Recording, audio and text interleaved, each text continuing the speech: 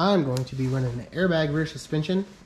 I mainly decided on that for the adjustability so that I could level the bus while we were camping and, you know, pick up the rear end if I came to an obstacle where it was going to drag real hard.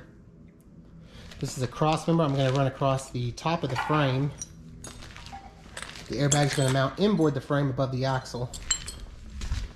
These are my axle mounts that I'm going to weld to the axle tubes themselves.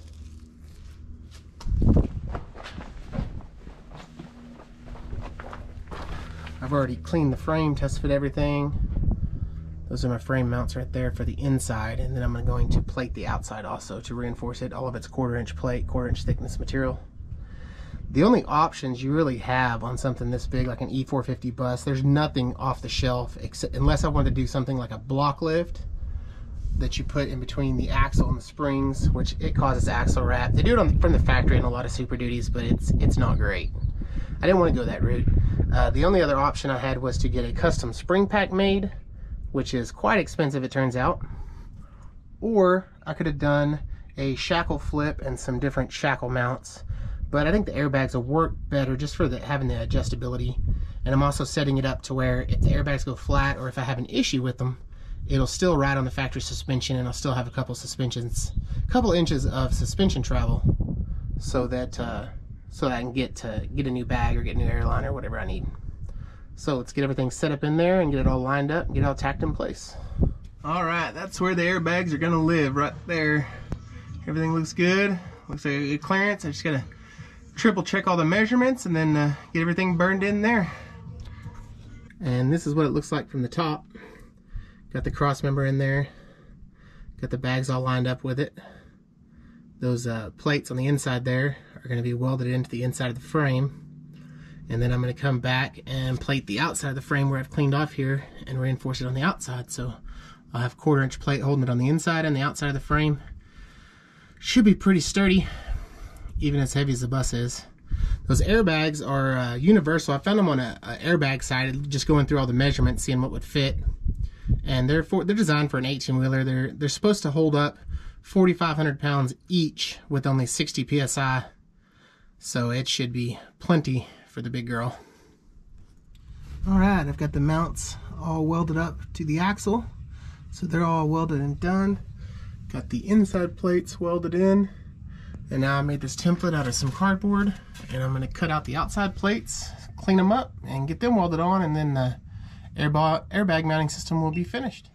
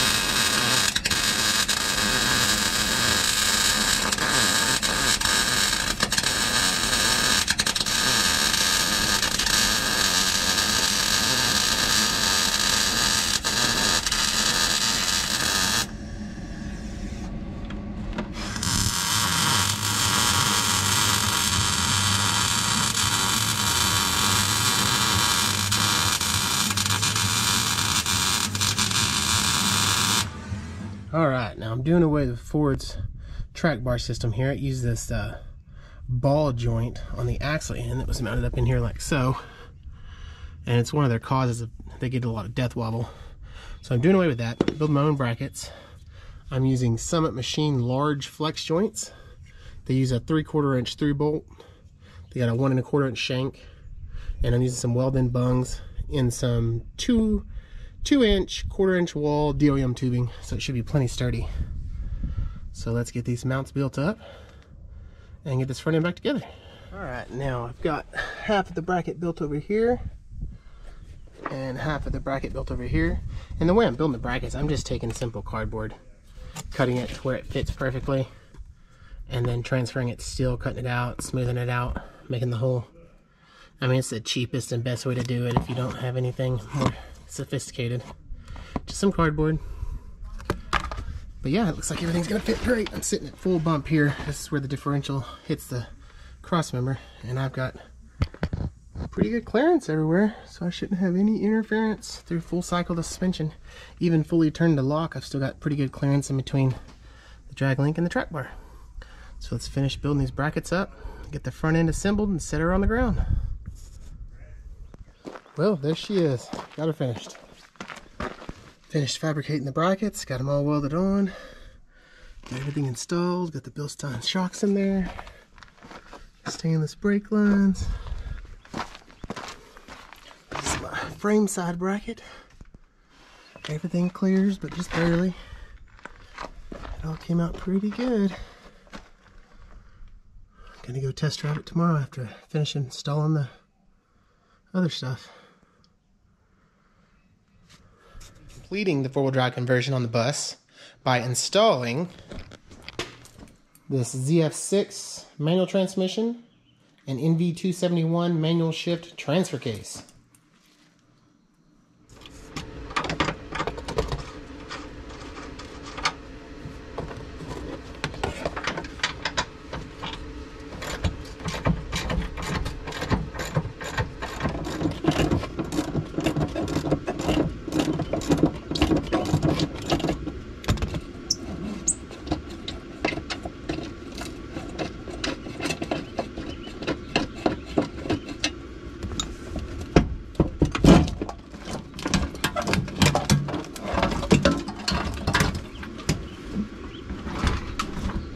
Oops.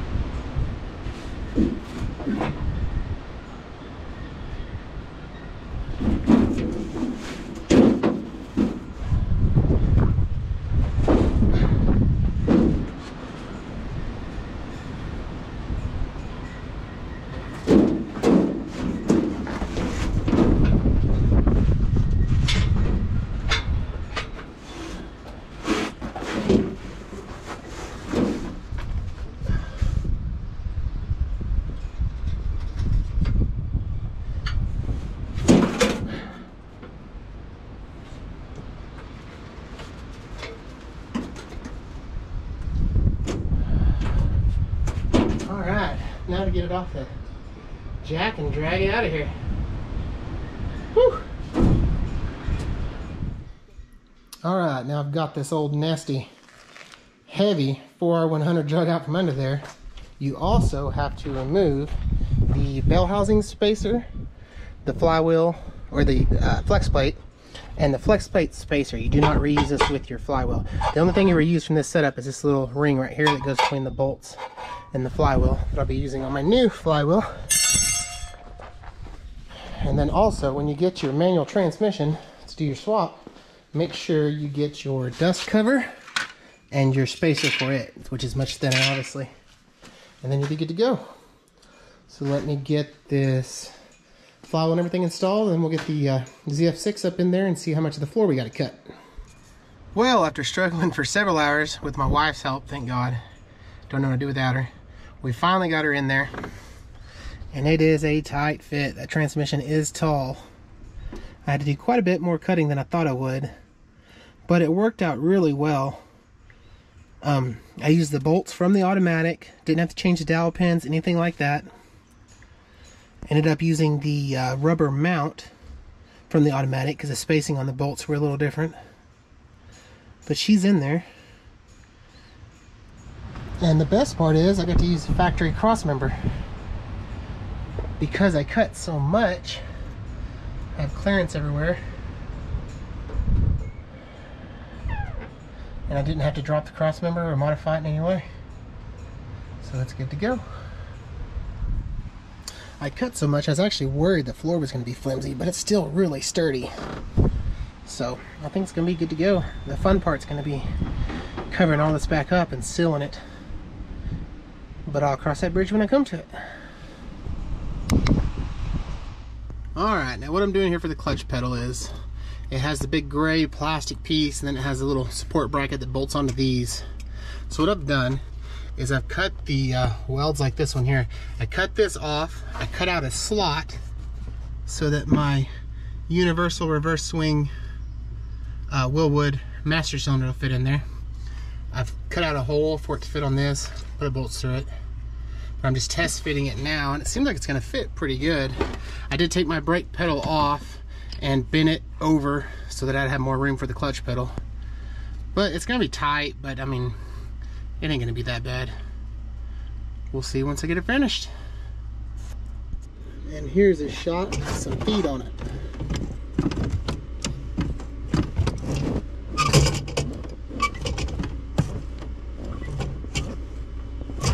Humps kind of anyway. Don't really like it there, but I also don't want to cut it out and build a new floor.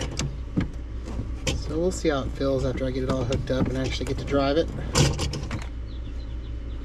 Better look with the pedal out of the way. I just cut a little chunk out of that cross member and then use that little mounting bracket as a mount. It's not super thick, but the clutch really don't see a whole lot of force because it doesn't get pounded on like a brake, so we'll see how it holds up.